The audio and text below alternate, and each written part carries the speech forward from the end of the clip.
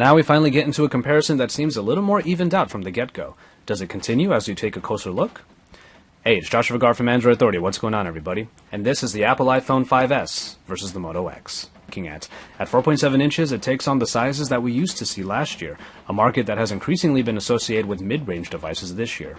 Nonetheless, Motorola's device takes on a soft plastic casing that includes the screen up front, button layout all on one side, and a rounded back. The shape of the back was a very deliberate choice as it helps the phone rest very comfortably in the hand. As such, you get a very easy-to-handle device in the Moto X. But the smaller 4-inch form factor iPhone is even easier to handle, though you do sacrifice quite a bit of size. The 5S continues the tradition of aluminum material along with the small yet tall display.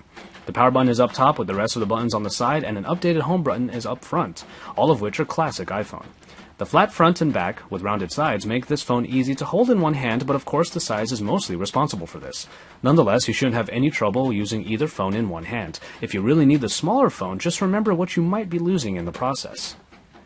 It's in the screen that entails such a sacrifice. In this 4-inch Retina display, the iPhone brings a 1136 by 640 resolution at 326 ppi.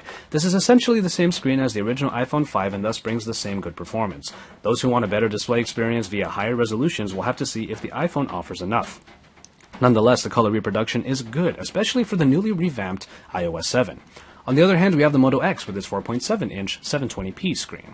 It might not be a huge increase in resolution here, but it is definitely noticeable considering the larger screen. The AMOLED display provides great color saturation without going too far, and media consumption is definitely in its wheelhouse. In the end, it comes down to if your eyes require a larger display. The Moto X is not one of the many 5-inch screen devices out there, but its size is still respectable and noticeably larger than the iPhone, which is your alternative if 4.7 inches is somehow still too much for you. We actually get somewhat of a similar story between these two phones in performance. Apple continues to update their own processing packages, but in the case of the Moto X, it didn't just jump into the super powerful updated Snapdragon processor line. It sports an updated Snapdragon S4 Pro that is complemented by the Adreno 320 graphics and finally a couple of low-demand cores made for specific functions like voice recognition. The iPhone 5 gets an updated dual-core A7 that is capable of 64-bit computing, which is something that will become very important in the coming year. Nonetheless, these two phones are very speedy as the iPhone flies through its transitions and elements very well, and the Moto X continues to maintain its very snappy experience.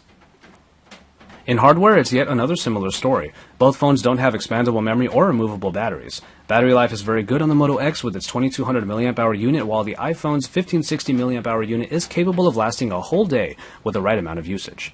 While the 5S adds in a fingerprint reader and its home button, the Moto X also gets its own edition of always-on voice recognition due to those extra cores. So, on the one hand, you can unlock your phone using your thumbprint, while on the Moto X, you can activate it at any time by using just your voice. For the cameras, both phones sport pretty simple cameras with good capabilities. The X doesn't get a ton of features, but is easily accessible by flicking the phone about some. Its app uses swipes to navigate and makes it easy to get pictures in a hurry. The 5S got a very welcome revamped interface that adds new modes like a square mode and slow-motion video capture. We'll be taking a closer look at the picture quality later, but I can tell you that the Moto X doesn't quite capture super vibrant pictures despite their great detail. And if the original iPhone 5 was any indication, the pictures out of the 5S will remain very good on their own as well. Finally, in software, it's almost like a pure OS shootout, as the new iOS 7 takes on the almost completely stock version of Android in the Moto X. Despite a very great makeover in iOS 7, the Control Center, updated multitasking, and notification dropdown are basically layers over what is essentially the same old iOS experience. Veterans will feel right at home, while enjoying the new flat and translucent look. Stock Android is often sought after by users, and in the Moto X, it continues its functional simplicity. You get just what you need with the home screens, app drawers, notification dropdown, and Google Now, especially enhanced by the voice commands. If you want the pure experience of either ecosystem, Apple